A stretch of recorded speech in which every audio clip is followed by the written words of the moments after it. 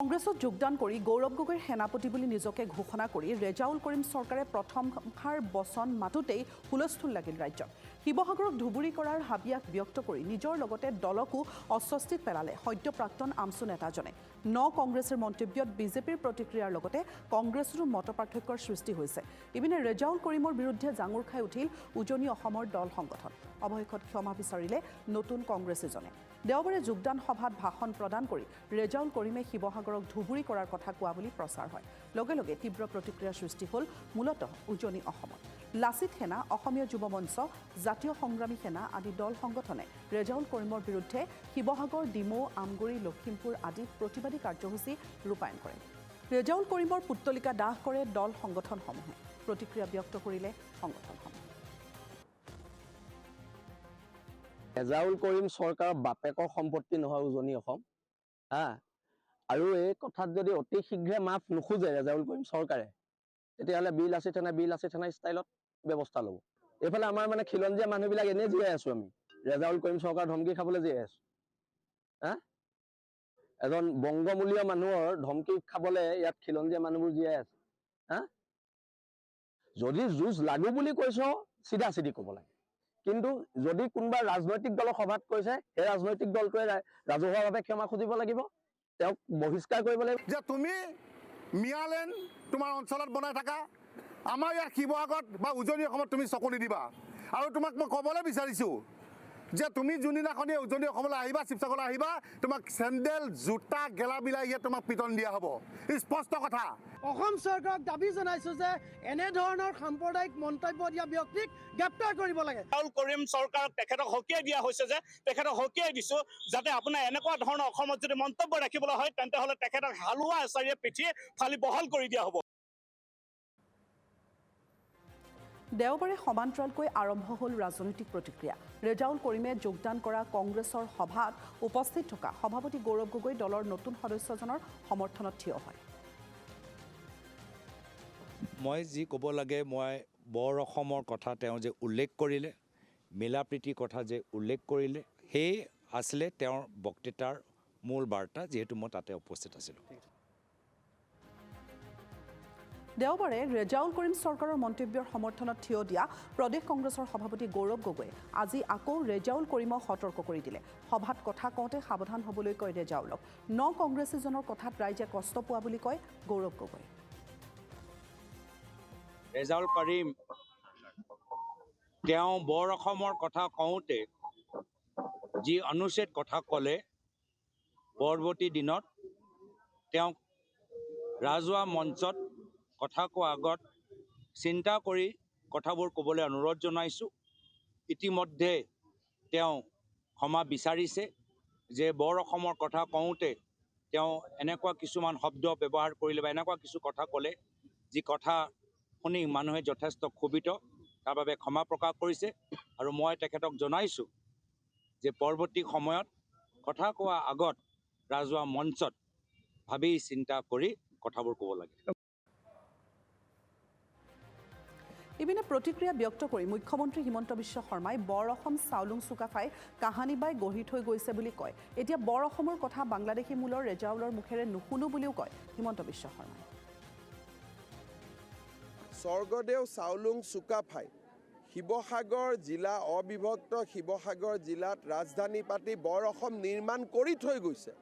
এটা বৰ অসম নিৰ্মাণ কৰাৰ কাৰণে বাংলাদেশ মূলৰ ৰেজাউল কৰিমক প্ৰয়োজন হ'ব নেকি শিৱসাগৰৰ ৰাইজক? তেওঁ কালি কিমান বেয়া কথা কৈছে যে শিৱসাগৰখনক আমি ধুবুৰী বনাম। এইটো কিবা কথাৰ কথা হ'ল নেকি কওকচোন?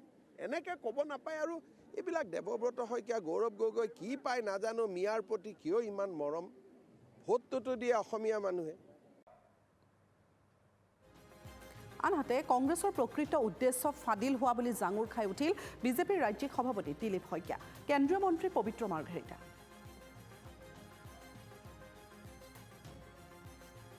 আমি কতো যাতে আৰু সংখ্যালঘু হ'ব লগা নহয়।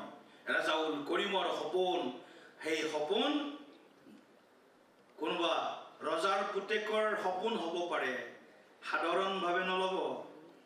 কোনোবা ৰজাই ৰজা হোৱাৰ সপোন নিজে নকয় ৰেজাউল কৰিমৰ মুখখন হয়তো ব্যৱহাৰ কৰিছে। ৰেজাউল কৰিমক দোষ দি লাভ নাই, কাৰণ ৰেজাউল কৰিমহঁতে অসমখনক টুকুৰা টুকুৰেই কৰিব বিচাৰে।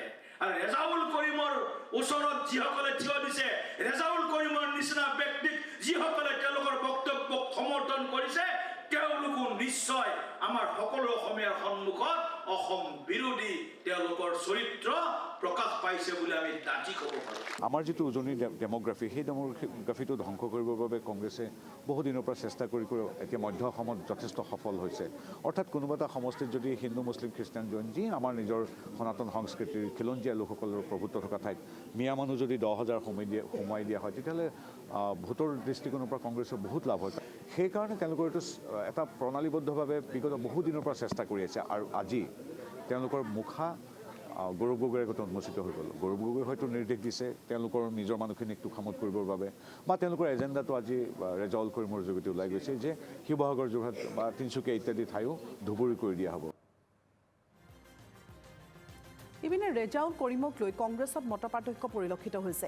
APCCৰ সভাপতিয়ে নতুন সদস্যজনৰ পক্ষ লয় যদিও বিৰোধী দলপতি তথা দলটোৰ জ্যেষ্ঠ নেতা দেৱব্ৰত শইকীয়া ৰেজাউলৰ মন্তব্যত ক্ষুণ্ণ। তেওঁৰ কিছু বিতৰ্কিত কথা বাৰ্তা আগতেও হৈছিলে, মই সেইখিনি কেতিয়াবা প্ৰতিবাদো কৰিছোঁ। কিন্তু বৰ অসমৰ সমন্বয়ৰ কথা ক'বলৈ যাওঁতে এনেকৈ বিভিন্ন জাতি জনগোষ্ঠী বা বিভিন্ন অঞ্চলৰ সন্মান, প্ৰতিষ্ঠা, গৰিমা সেইবিলাককো অপমান কৰিব নাপায়। তেওঁ কথা ক'ব জনা নাই, প্ৰথম কথা। আৰু কথা কওঁতে সাৱধানে ক'ব লাগে। প্ৰথম দিনাই উজুতি খোৱা স্পষ্টীকৰণ দিবলগীয়া হোৱাকৈ ইণ্টেণ্ট ভাল থাকিলেও ডেলিভাৰীটো ভুল হৈছে, মই এইটোৱে কৈছোঁ। তেওঁ ক'ব লাগিছিল অলপ বেলেগ ধৰণে, তেওঁ ক'ব জনা নাই। সেইকাৰণে যিসকলৰ সুবিধা লাগে তেওঁলোকে ৰং ইণ্টাৰপ্ৰিটেশ্যন কৰিছে।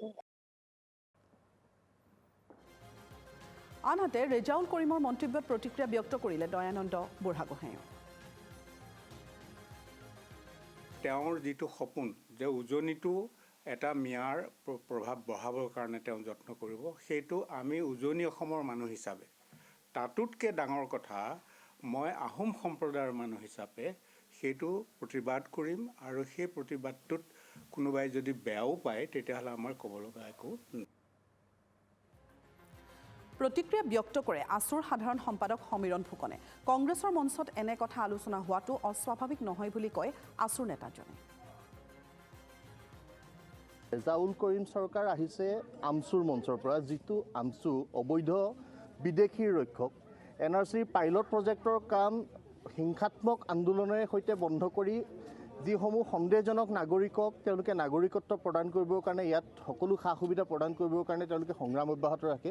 সেইগৰাকী ব্যক্তিয়ে গৈ কংগ্ৰেছ দলত যোগদান কৰি কি বক্তব্য ৰাখিছে, বক্তব্যক গুৰুত্ব দিয়া অনুচিত। কিন্তু এটা কথা আমি সকলোকে কৈ থওঁ যে উজনি অসমৰ তিনিচুকীয়া, শিৱসাগৰ, ডিব্ৰুগড় যিয়ে নহওক কিয় উজনি অসমৰ কোনোবা জিলাক কোনোবাই ধুবুৰী বনাই দিম বুলি ক'ব, এই কথা গ্ৰহণ কৰা নহ'ব।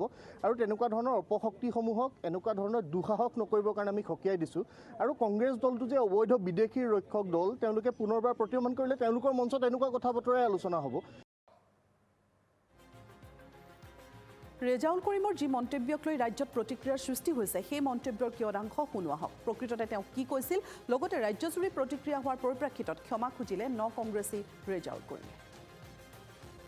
মই সকলো জাতি জনগোষ্ঠীৰ লগত মোৰ এই পিছপৰা জনগোষ্ঠীটোক হাতে হাত ধৰি একেলগে খোজে খোজ মিলাই শিৱসাগৰক ধুবুৰী বনাম, ধুবুৰীক শিৱসাগৰ বনাই, বৰাকক শিৱসাগৰ বনাই, তিনিচুকীয়াক ধুবুৰী বনাই একেলগে একত্ৰিত কৰি সমন্বয়ৰ বাৰ্তাৰে, উন্নয়নৰ বাৰ্তাৰে আমি একেলগে অসমখনক আগুৱাই লৈ যাম। সেই বক্তব্যটো আচলতে এখন বৰ অসম গঢ়াৰ কথা কৈছিলোঁ, সমন্বয়ৰ কথা কৈছিলোঁ, মিলাপ্ৰীতিৰ কথা কৈছিলোঁ। তাতে এটা লাইন আছিলে, তাতে এটা কথা কোৱা হৈছিলে যে শিৱসাগৰৰ উন্নয়ন ধুবুৰীত হ'ব লাগিব আৰু একেধৰণে শিৱসাগৰৰ ধুবুৰী শিৱসাগৰ হ'ব লাগিব। এই কথাটোত আচলতে বহুতেই আপত্তি কৰিছে, বহুতে বিভিন্ন ধৰণৰ কৰিছে। কিন্তু এই কথাটো কোৱাৰ মোৰ লক্ষ্য আৰু উদ্দেশ্য এইটোৱে আছিলে যে আমি সকলোৱে মিলাপ্ৰীতিৰে, সমন্বয়েৰে, উন্নয়নেৰে আমি অসমখন আগুৱাই লৈ যাব লাগে। তাত আচলতে মই শিৱসাগৰটো ধুবুৰী বনাই দিব লাগে, ধুবুৰীটো শিৱসাগৰ বনাই দিব লাগে, ধুবুৰীৰ মানুহ শিৱসাগৰ যাব লাগে, তেনেকুৱা লক্ষ্য আৰু উদ্দেশ্যৰে মই কথাটো কোৱা নাছিলোঁ। গতিকে এই ক্ষেত্ৰত যদি অসমবাসী ৰাইজে বা শিৱসাগৰবাসী ৰাইজে বা যোৰহাট হওক, যোনেই নহওক, যিসকলে দুখ পাইছে, গতিকে মই মোৰ বক্তব্যৰ সেই লাইনটো মই উদ্যোগ কৰিছোঁ আৰু মই সকলোৰে ওচৰত দুখ প্ৰকাশ কৰিছোঁ, মানে ক্ষমা বিচাৰিছোঁ যাতে এই বস্তুটো লৈ আৰু আপোনালোকে ধৰি নাথাকে।